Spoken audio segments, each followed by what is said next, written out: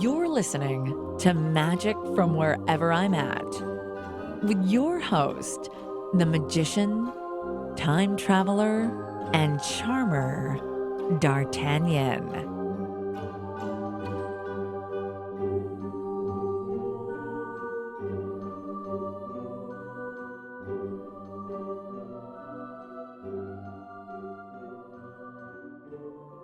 Come to the children. It's time to leave all our fears and frustrations behind. Oh, I love you all. Hurry, my children, please hurry. Hurry, my children, please hurry. We have been so betrayed. We've been so terribly betrayed. Are we all here?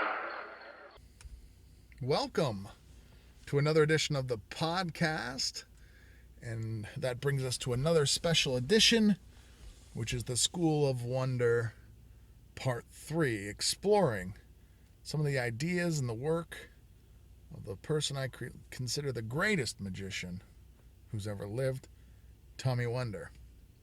And today we'll be delving back into the books of wonder.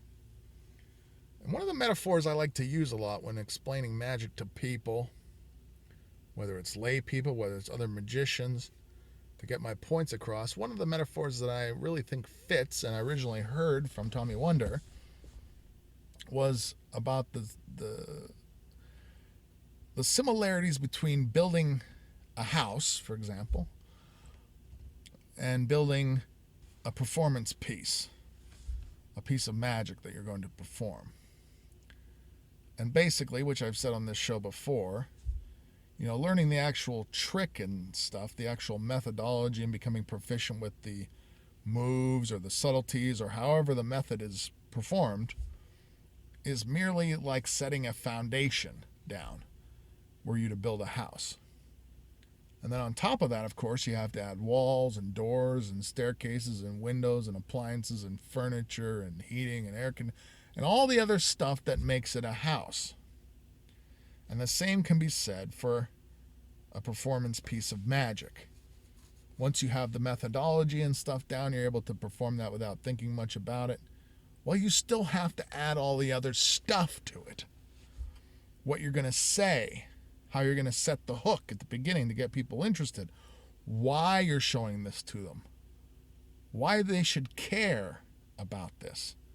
What's the overall premise or plot or theme that you're using here?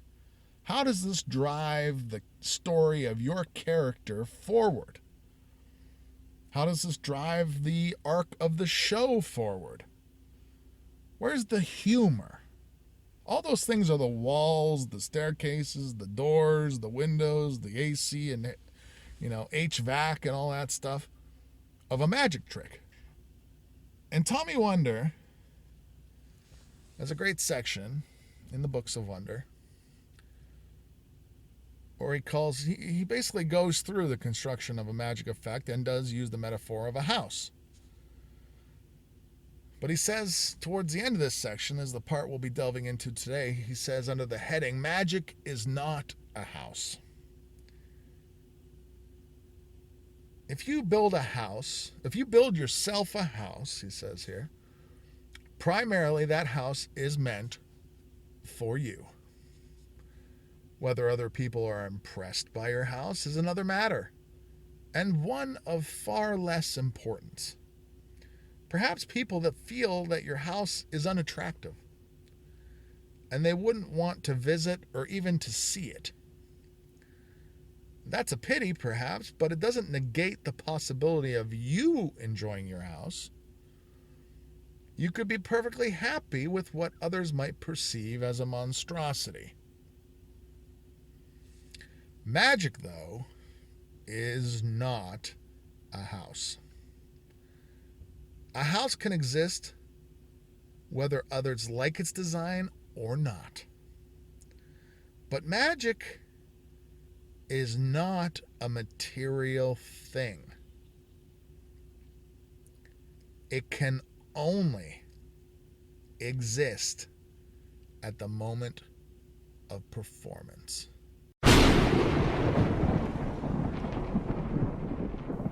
We'll get back to that line in a second. For magic to exist, it needs an audience. If the audience doesn't like it, soon you will find that there will be no audience. Consequently, there can be no magic. It is therefore necessary that the spectators like what you offer them, are intrigued by it enough that they ultimately find it a worthwhile experience.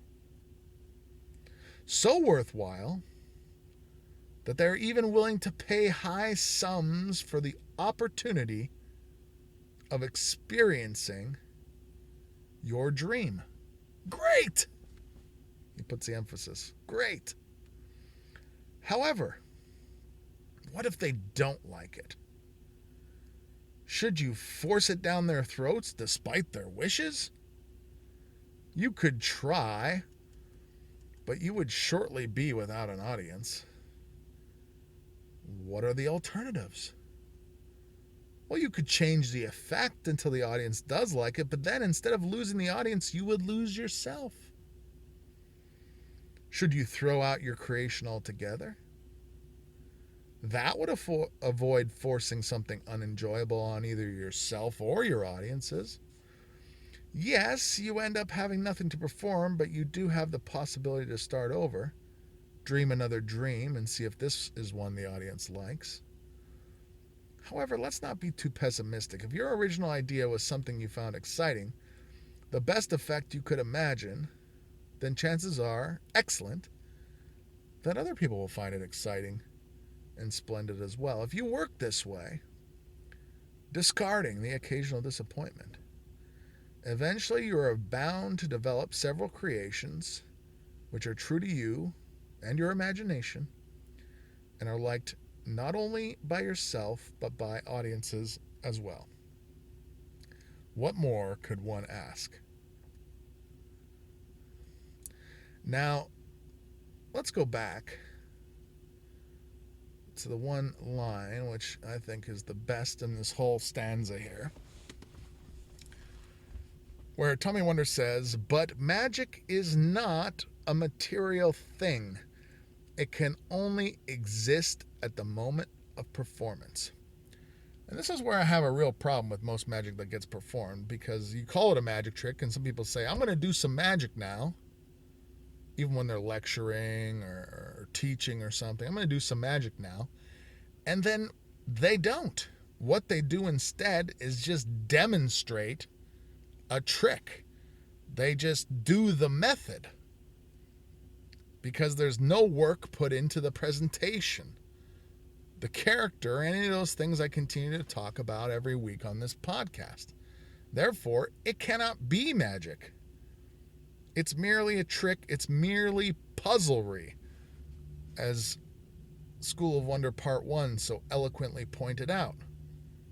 When people say they're magic tricks, that's a layperson's term. That's not a magician's term. Right? Lay people refer to magic tricks because that's all they can put together, because they know magicians do them and that's what they call them, but you shouldn't. Unless you're going to create an engaging presentation and go along with the trick itself, the method, the procedure, then it's not magic. And it can't be magic. So, for Tommy Wonder, this is where I originally came up with my sort of very loose definition of a magician. It's sort of a general definition of a magician as someone who performs regularly for strangers, which, if you go all the way back to episode 1 of the podcast, that is the definition I give for a magician. And that was a pretty loose definition, but one I kicked around for years. And as I point out on that podcast, I basically cobbled together the words here of Tommy Wonder, that magic can only exist at the moment of performance. And I combined that with the old saw, which I believe I probably first heard in the Masculine and Devant book, where they say an amateur performs, a whole bunch of tricks for the same people, but a professional performs a few tricks well to new people all the time, to strangers. And so I cobbled those two ideas and combined them for my definition of what a magician is, because to my experience and from what I've seen, those are the people I consider magicians, the people who actually do magic for strangers. In the Warpo files, years ago now, that Warpo and I put together, which was basically 10 hours of me interviewing Warpo, which you can get. If you're interested in that at all, you can contact me. I have a way for you to get that. It was basically me in my first year of street performing, interviewing Warpo. We went over things he'd already told me, but I want to get them down in a recorded format for other people to benefit from, and for me to review myself. And one of the most striking things that I'm left with from that series of hours of time I spent with Warpo interviewing him was his statement at one point about people not performing and not performing for strangers. I don't remember exactly. I don't have the words in front of me. But Warpo basically said, and I'm paraphrasing here, he said that I'm the one that makes the magic real. And what he's referring to is like he was a real magician. He actually takes these tricks that you read about in these books or see on these videos or in these lecture notes or whatever, works on them with his presentational aspects and character devices he puts into them. He puts the work into stuff. And then that brings the magic to life because he goes out and performs for strangers. So while most people just wallow in reading about magic tricks and just doing the methods over and over again, it's Warpo, and people like Warpo, myself, people who actually perform a lot for strangers, all of my mentors, basically. We're the ones that make the magic real. As Tommy Wonder so eloquently puts, it can only exist in the moment of performance. Now, my personal definition for what I consider a magician is levels above that original definition I gave in episode 1 of this podcast. That's a loose definition that you didn't have to do much to qualify for, but I would grant you that qualification if you were performing regularly for strangers, because of course most people involved in magic don't perform at all, and therefore, in my opinion, cannot understand magic. Certainly not at any sort of deep level. But my personal definition of a magician is several levels above that and is in line with some of the things we've already covered in these excerpts from Tommy Wonder's Books of Wonder, which is, you're not a magician if you're engaging in puzzlery. If you're not putting work into the presentational end of magic, if you're not trying to bring those tricks to life with presentational ideas and character devices and humor and all this kind of stuff, then you're not a magician either. That's the next level or two up for me, where it's, if you're not putting that work in, I don't consider you a magician. I may grant you that title because it's better than not performing at all, and better than performing for your family and friends, which we've covered before in here too. But to me, you're not really a magician either if you're not putting a work into the other 80%, into the stuff that really actually matters and brings those methods, those secret methods, to life. So it is like a house. Most people in magic who are calling themselves magicians have only put a base down. They're sleeping on a concrete slab when it comes to performing. They're just going through the procedures with no rhyme or reason, certainly no meaning, no plot, no premise, no theme, no thinking whatsoever. They throw a few hackneyed lines in there from 100 years ago. a few jokes in poor taste, usually just plagiarized and copied from some book or one of their fellow plagiarists, doing the same damn thing the same damn way. Same egg bag routine, same cups and balls, same, all this trick and magic, this shit is written on the walls of the pyramids bullshit. Just blah, blah, blah, blah, blah. Same stuff, weak puzzlery. And no work put into the stuff to differentiate themselves. No work put into the fact, you go back to the ones I recorded about Rene Lavande,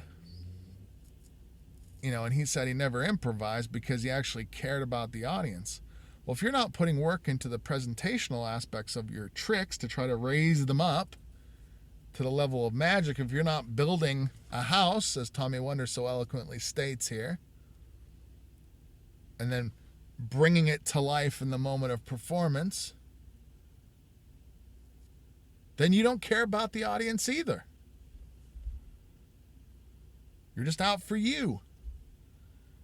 In that case, you can go back to the School of Wonder Part 2 and figure out your personality deficiencies. Because it's about the audience. It's about their experience. That's why you're doing these things, is to connect with them. The house is for them and you together to wander into, enjoy, experience, and live in for the time you're spending together. And that's such a perfect metaphor, I think, provided here by Tommy Wonder, which I've used many, many times. Because if you think about a house as a metaphor for a magic show in its proper context, really what you're saying is like you're a family. You become a family. Because essentially you're living together for the time you spend together. You're living together in this house. And that is how a magic show should be conducted. You basically become a family with the audience. And that's why on the street, if you're able to create that, you'll get paid. Because now you're part of their family. And in many instances, over the last couple of years especially, I have literally been part of people's families where they literally came back to me and I knew as much about me as I knew about them. And I was essentially an extended member of their family, where I got invited to stay with them at their house, to come to their part of the country, or in some cases other parts of the world, which I have yet to do.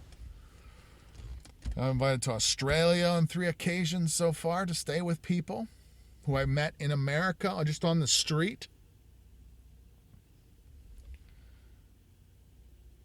I have some friends from Arkansas that didn't really meet on the street, but met in a similar context in a way. I had a sort of a warm introduction through another friend, but maintained that relationship and consider those people almost, part of my extended family, and likewise.